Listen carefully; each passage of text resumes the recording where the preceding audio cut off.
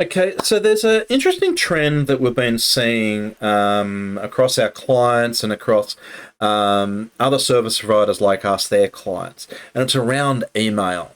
Now, you would have been noticing, and I'm kind of going to guarantee that this has been happening to you, your emails going in junk, or a lot of your regular suppliers or contacts going in your junk email, right? This is happening a lot more. Now, the reason for this is that there's 4 key things that you need to have configured in your domain, right? So these are little rules that go in your what they call the DNS, which is what any company or business out there or any system out there wants to know about how to get in touch with you, find your website, send emails, all that stuff. It's in this thing called DNS. Right, so there's 4 things. There's number 1, MX record. This record is what we've had forever, and it's basically a special type of record that says if you want to send an email, send it to this address. That's right, that's your mailing address. It's not your actual email mailbox, that's something different, but it's like all my emails go here, and then our mail system will sort it and send it to the right person. MX record. We've always had that. If you don't have that, your email just doesn't work. The second one is one that we've been using for quite a while. It's called SPF. This is really just a list of all the servers that allow to send emails on your behalf. Your mail server, your mailing list server, and a bunch of other systems that may send emails on your behalf.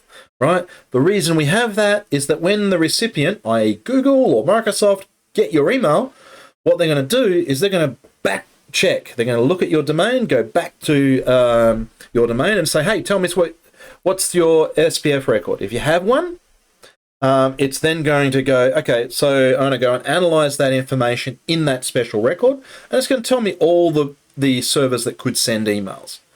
If it's on the list, it gets a thumbs up, it passes, good to go. Until the last few months, that's all you needed. But the spammers and the phishing and the cybersecurity and the cyber attackers and all the sods out there on the internet that's just trying to fill your mailbox with junk have just upped the ante. So this is now happening more and more often. So what Microsoft, Google, and others have done to try to protect you and your email content and make it so that when you send stuff, it's still legitimate, it's not being modified in transit or anything else, is there's 2 additional records you need to have. Number 1, DKIM. DKIM is basically a special little signature. What it does is that the system that sends your email will put this little signature on there. It does 2 things. Number 1, verifies who you are. Number 2, helps the recipient at the other end determine whether or not the email's been modified. So I'm using a Microsoft system. I send it to someone at Google. Google picks that up, checks this special DKIM record and the signature on there, and it gets what's known as a public key, right? So it gets a special key at the other end that allows it to be compared against the key that's on my email, plus some other little check bits, right? So it uses that. Do they match? If they do, we're good. It hasn't been modified, and it actually came from Andy. Right? That's what DKIM does for you.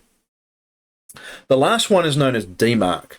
And what this is a special record that tells the system at the other end, Google in my case, and my example, what to do with the email if it fails those checks. If it fails the SPF, if it fails the DKIM check, what do you want me to do with that record, that email? So I can say do nothing, just let it go and just be happy and go on. That's a risk to you and to whoever's receiving your email. You'd rather fail it, but it takes time. So you kind of can't do it for everything. Number 2, you could say just stuff it in quarantine and let the admin at the other end deal with that. That's generally the next step because it allows you to do that. Number 3 is more aggressive. Basically, we're so confident that all those records are going to pass from every source. If you get one of these and it doesn't pass those 2, delete it. Reject it. Okay? Very harsh.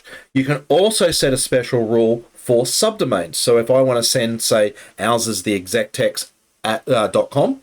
So I'd say if I want to block someone impersonating me at mail.theexectex.com, there's another special part of that record, and I can just say reject.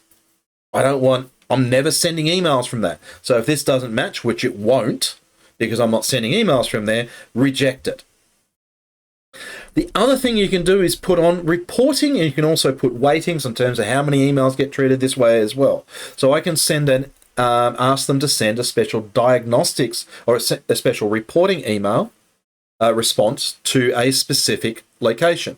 Now that needs to be a service set up to read the contents of those emails, to process it, to put it in a big analytics engine. Not part of this, but that's what it's for. There's another one as well on top of that called a forensics email. So that's more detail about why it failed. So that's really helpful to understand why the hell my emails aren't getting through.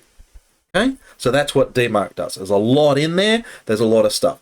The simple message for you, if you're watching this, make sure you have those 4 records in place. If you don't have them in place, your email is almost guaranteed to land in someone's junk file.